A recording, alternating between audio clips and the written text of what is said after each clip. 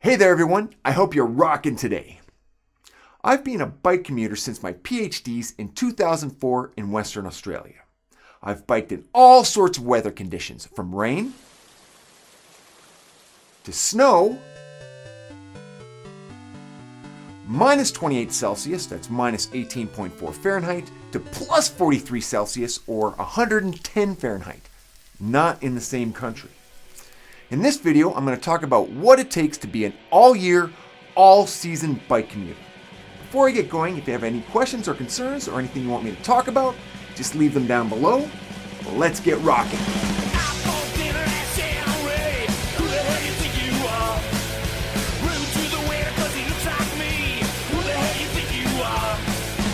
Hi there, I'm Dr. Chris, a professional geoscientist. People call me crazy for biking all year long in Canada. Spring and summer aren't so bad, but come winter, blowing snow, ice, extremely cold temperatures are daunting for a bike commuter. In this video, I'll be talking about my thoughts and experiences being an all-year, all-condition bike commuter. Let's jump right in. First off, it's a mental game, depending on the conditions.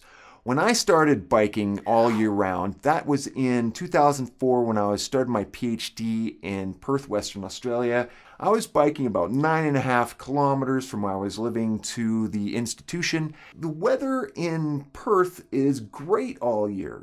Winter is rainy, and for rainy seasons while you're biking, all you really need is a waterproof jacket. You need a bag to cover like a waterproof bag to cover your bag or your saddlebags. I had a bag at the time. The mental part of biking in Perth was just the sheer fact that I'd never done it before.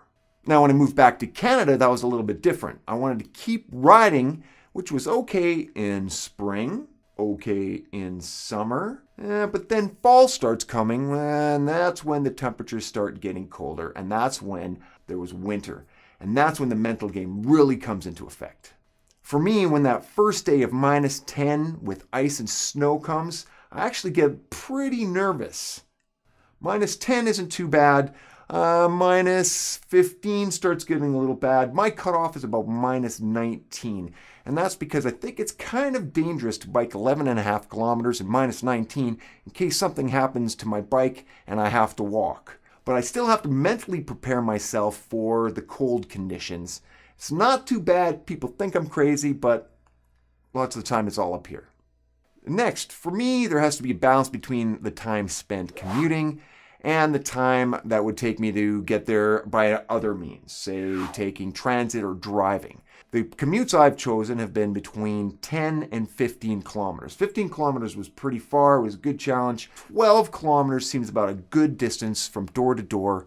And that takes me roughly about 25 to 40 minutes depending on road conditions. In winter, it takes a bit longer, but that's okay. If I was to say take transit, that would actually take me between 25 and 40 minutes depending on the bus and train times.